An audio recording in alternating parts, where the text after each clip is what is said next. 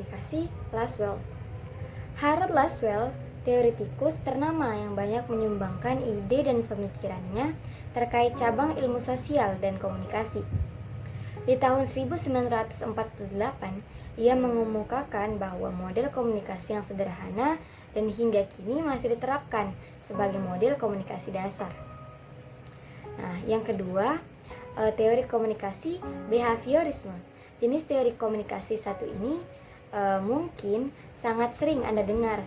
Teori ini dikembangkan oleh ilmuwan asal Amerika Serikat bernama John B. Watson pada tahun 1878 sampai 1958. Menurutnya, teori behaviorisme ini mencakup semua perilaku, termasuk tindakan balasan atau respon terhadap suatu rangsangan atau stimulus. Nah, artinya bahwa selalu ada kaitan antara stimulus dengan respon pada perilaku manusia. Jika suatu stimulus atau rangsangan yang diterima seseorang telah teramati, maka dapat diprediksikan pula respon dari orang tersebut. Nah, yang ketiga, teori komunikasi humanisme. Teori ini dikembangkan oleh Nagel pada tahun 1977 yang dialami oleh perkembangan psikologi humanisme. Komunikasi humanisme pernah diimplementasikan dalam dunia pendidikan melalui humanistik kurikulum.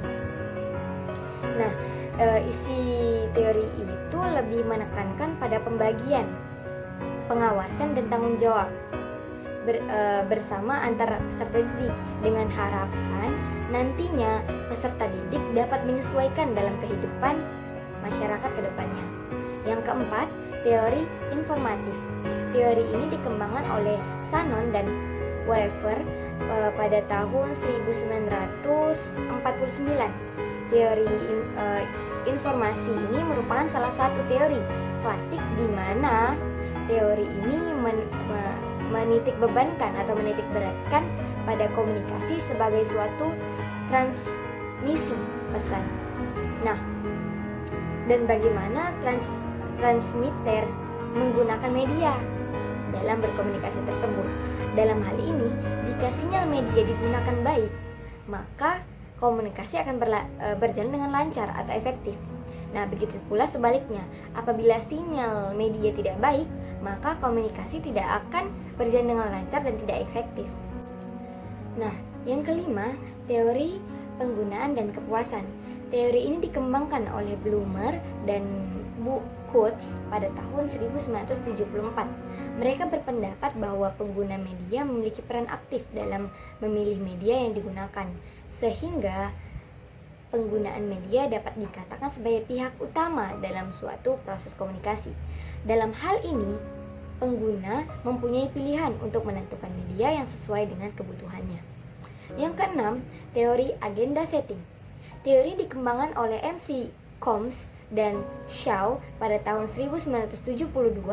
Teori agenda setting beranggapan apabila media memberikan tekanan pada suatu peristiwa, maka media tersebut akan membuat masyarakat menganggap peristiwa itu penting. Dalam hal ini, media mempunyai efek yang sangat kuat dalam mempengaruhi asumsi masyarakat, sehingga akan muncul asumsi bahwa apa yang dianggap penting oleh media, maka juga akan dianggap penting oleh masyarakat. Teori konstruktivisme. Piaget dan Vygotsky adalah dua nama yang selalu dikaitkan dengan teori ini. Teori ini beranggapan bahwa manusia selalu memiliki pandangan sendiri terhadap kenyataan. Mereka senantiasa mencari, mempelajari untuk menemukan bahasa pertama dan bahasa kedua. Di sisi lain, teori ini didefinisikan sebagai pembelajaran generatif. Pembelajaran yang merupakan suatu tindakan menciptakan suatu makna dari apa yang dipelajarinya. Nah, teori yang ke-8 adalah teori nativisme. Chomsky dan Hadley pada tahun 1993 adalah tokoh pendukung teori ini. Teori ini juga berpandangan bahwa manusia satu-satunya makhluk Tuhan yang dapat berkomunikasi melalui verbal. Di sisi lain, bahasa merupakan suatu yang kompleks oleh karena Oleh karenanya manusia senantiasa belajar untuk dapat berkomunikasi dengan makhluk Tuhan yang lainnya. Yang kesembilan, teori sibernetik. Weiner pada tahun 1945 adalah tokoh di balik teori ini. Teori ini tergolong teori baru sejalan dengan perkembangannya teknologi informasi dan ilmu sosial. Teori sibernetik merupakan suatu sistem pengontrol yang didasarkan pada komunikasi antara sistem dengan lingkungan dan antara sistem itu sendiri. Pengontrol dari sistem berfungsi dalam memperhatikan lingkungan. Penerapan teori sibernetik biasanya diperuntukkan kepada siswa agar mencapai hasil yang efektif. Nah, teori yang ke-10 yaitu teori kognitivisme. Teori ini mengedepankan pada proses pembelajaran dibandingkan dengan hasil proses itu sendiri. Pelajaran tidak hanya sekadar melibatkan hubungan antara stimulus dan respon, tetapi juga melibatkan proses berpikir dan yang kompleks. Lebih dari itu, belajar merupakan proses perubahan persepsi dan pemahaman. Menurut aliran ini, kita belajar didasarkan atas kemampuan kita menafsirkan peristiwa atau kejadian dalam suatu lingkungan, di mana proses belajar tersebut terdapat 4 tahapan, yaitu asimilasi, akomodasi, diskulibrasi, dan ekulibrasi. 11. Teori ketergantungan. Teori ini dikemukakan oleh Sandra Ball dan Marvin Defleur pada tahun 1976. Fokus dari teori ini terletak pada kondisi struktural yang ada di masyarakat. Fokus ini sangat cenderung mudah untuk dipengaruhi oleh media massa. Teori ini dapat disematkan pada komunitas masyarakat modern, di mana pada masyarakat modern, media massa dianggap suatu hal yang sangat penting dalam mencapai tujuan beberapa proses itu. Di antaranya yaitu proses memelihara, perubahan, serta konflik dan tataran masyarakat dan masalah perorangan dalam suatu aktivitas sosial. Nah, yang ke-12, teori inokulasi. Teori ini pada mulanya disampaikan oleh MC Guard, di mana teori ini dapat pula disebut sebagai suntikan yang mengambil analogi pada ilmu medis. Ibarat pada orang yang tidak siap menahan penyakit, maka dia harus disuntik vaksin untuk memperkuat daya tahan tubuhnya. Teori ini mengembangkan bahwa lebih baik membekali terbujuk dengan argumen sanggahan daripada membiarkan dia siap menyangkal perspektif lawan. 13. Teori kultivasi. Teori kultivasi merupakan teori komunikasi yang membahas mengenai efek dari komunikasi massa. Pandangan teori ini adalah bahwa media massa memiliki efek yang bersifat kumulatif dan lebih berdampak pada tataran sosial budaya dalam masyarakat daripada personal seseorang. Teori ini dikembangkan oleh Georg Gabner. Nah, yang ke-14, teori spiral of silence. Teori ini berkaitan dengan bagaimana terbentuknya suatu pendapat umum adalah masyarakat.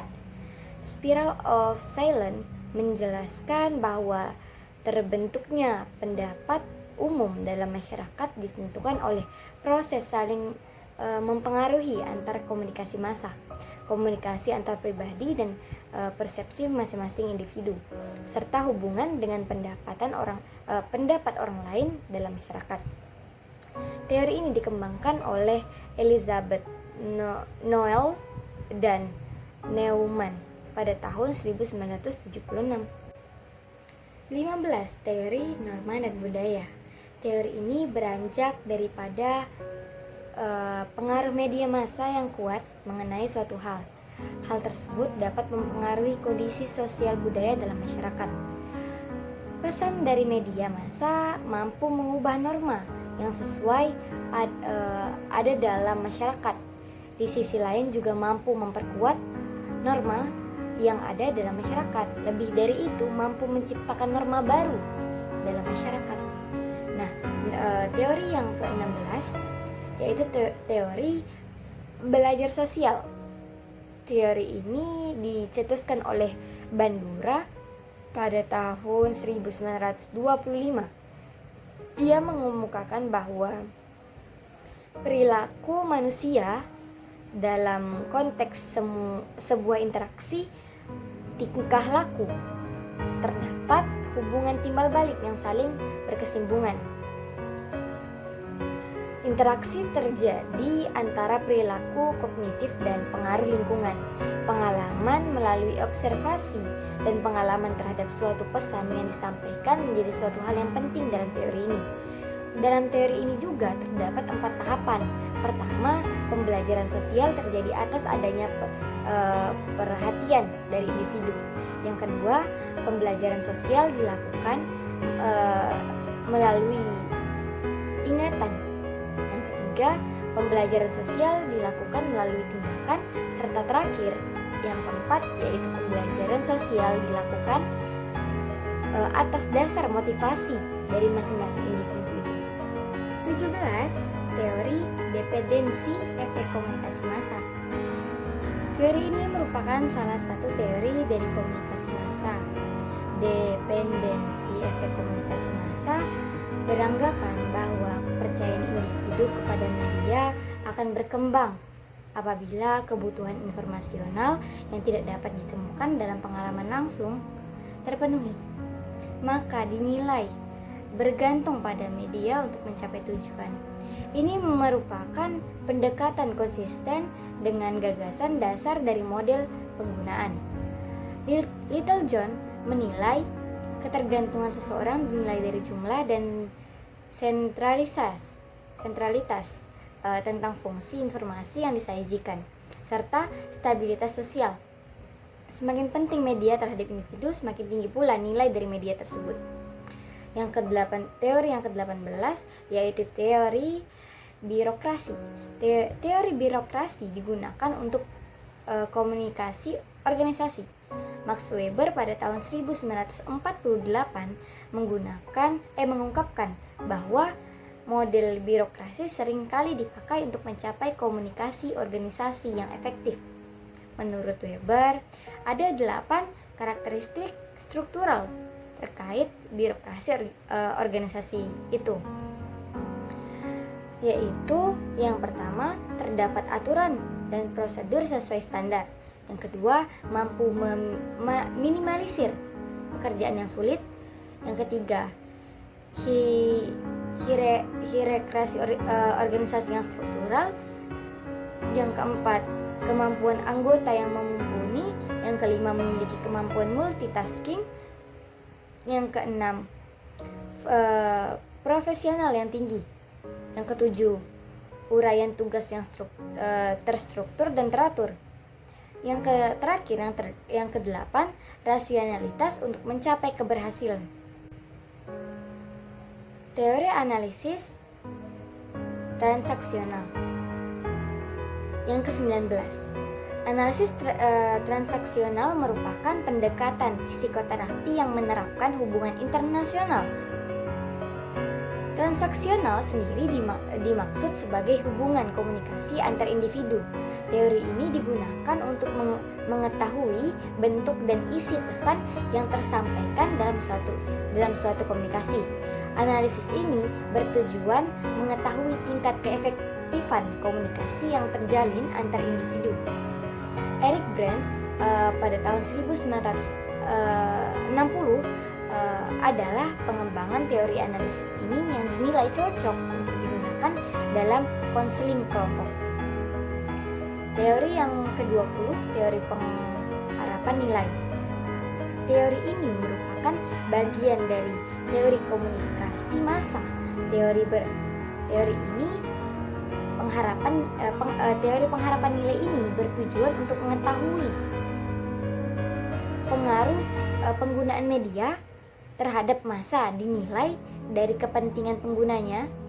Sikap seseorang terhadap segmen-segmen media ditentukan dari evaluasi dan perspektif mereka terhadap media tersebut. Teori ini juga merupakan tujuan dari teori access dan gratification. Teori yang ke-21, teori struktural fungsional. Teori ini merupakan bangunan paling dasar dari ilmu sosial. Beberapa tokoh yang mencetuskan teori ini diantaranya Auguste Comte, Emile Durkheim, dan Herbert Spencer. Pemikiran struktural fungsional dipengaruhi oleh pemikiran biologis yang menganggap masyarakat saling berketergantungan akibat konsekuensi dari bertahan hidup. Tujuan dari teori ini adalah mencapai keteraturan sosial. Teori yang ke-22, teori difusi inovasi. Teori ini menjelaskan bagaimana suatu inovasi disampaikan melalui saluran-saluran terbentuk kepada sekelompok anggota dari sistem sosial. Rogers pada tahun 1961 menjelaskan bahwa difusi adalah suatu bentuk komunikasi yang bersifat khusus dan berkaitan dengan penyebaran beberapa pesan berisi gagasan-gagasan baru. Teori ini sering dikaitkan dengan proses pembangunan masyarakat. Yang ke-23, teori sikap. Harding dan Ward, dua teoritikus ini menjelaskan bahwa salah satu cara terbaik untuk mengetahui bagaimana keadaan dunia dimulai dari sikap atau sudut pandang wanita. Standpointnya sendiri adalah sebuah tempat untuk memandang dunia sekitar. Dunia tersebut menjadi fokus perhatian dibandingkan fitur lainnya. Standpoint memiliki makna yang tidak jauh berbeda dari perspektif.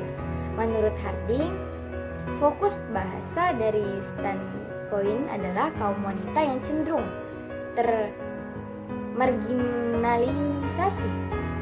Oleh karena itu, teori ini merupakan turunan dari teori feminisme. Teori yang ke-24 yaitu teori komunikasi dua tahap. Teori ini didasarkan oleh penelitian yang dilakukan oleh Paul dan teoritikus lainnya. Teori komunikasi dua tahap membahas mengenai efek media massa dan pertama kali diterapkan dan kampanye penilaian umum 1940. Studi ini memiliki asumsi bahwa proses stimulus bekerja dengan menghasilkan efek dari media massa. Teori yang terakhir yaitu teori yang ke-25 yaitu teori komunikasi administrasi. Teori komunikasi administrasi adalah proses penyampaian pesan yang dilakukan secara timbal balik antar anggota. Teori ini dimaksud dengan tujuan untuk memenuhi rasa saling pengertian dalam rangka mencapai tujuan organisasi dengan efektif dan efisien. Fungsi dari penerapan teori ini adalah untuk menjaga stabilitas informasi agar tercapai penyesuaian sikap yang memadai antar bagian dan organisasi.